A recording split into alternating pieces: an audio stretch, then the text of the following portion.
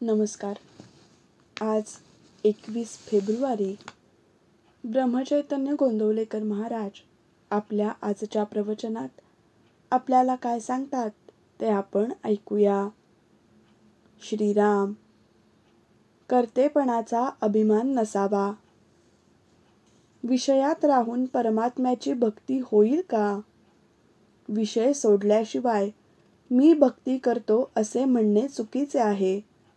विषय आहेत तिथे भक्ती नाही आणि भक्ती आहे तिथे विषय नाहीत. भक्त म्हणजे भगवंताचे होऊन राहणे. त्याला शरण गेल्याशिवाय त्याचे होताच येत नाही. अभिमान ठेवून आपल्याला कधीच भक्त होता येत नाही.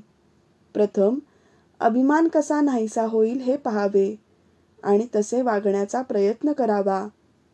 आपण प्रपंचात मी असे करीन तसे होईल या भावनेने वागत असतो.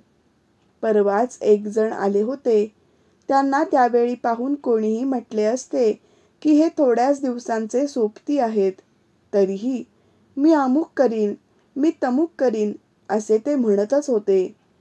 आयुष्याच्या शेवटच्या घटकेलाही केवढा तो अभिमान.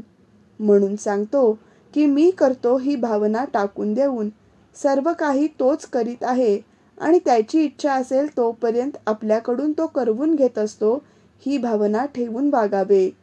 त्याप्रमाणे वागू लागले म्हणजे आपोआपच विषयाची आसक्ती कमी होऊ लागते.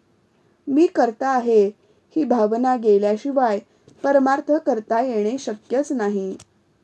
कोणतेही कर्म केले म्हणजे अमुक एक फळ मिळेल म्हणून वेदांत सांगितले आहे. त्यावरून वेद हे विषयासक्ती वाढवतात असे काही जण म्हणतात. पण वडील माणसे जसे औषध देताना गुळाचा खडा दाखवितात त्याप्रमाणे ते आहे. माणसाने फळाच्या आशेने तरी कर्म करायला लागावे.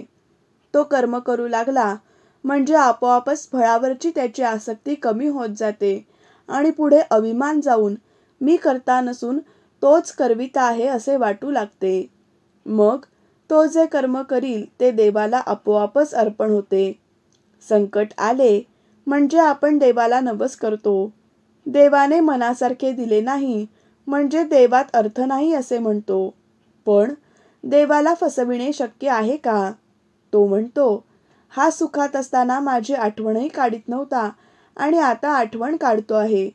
वास्तविक देवाने आपल्याला पावावे असे आपण काय केले आहे?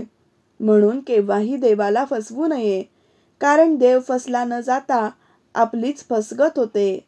आपण प्रपंचासाठी रोज इतके काबाड कष्ट करतो, परंतु दिवसातून एखादा तास तरी देवाकरिता खर्च करतो का हे आपल्याशीच आपण विचार करून पाहावे.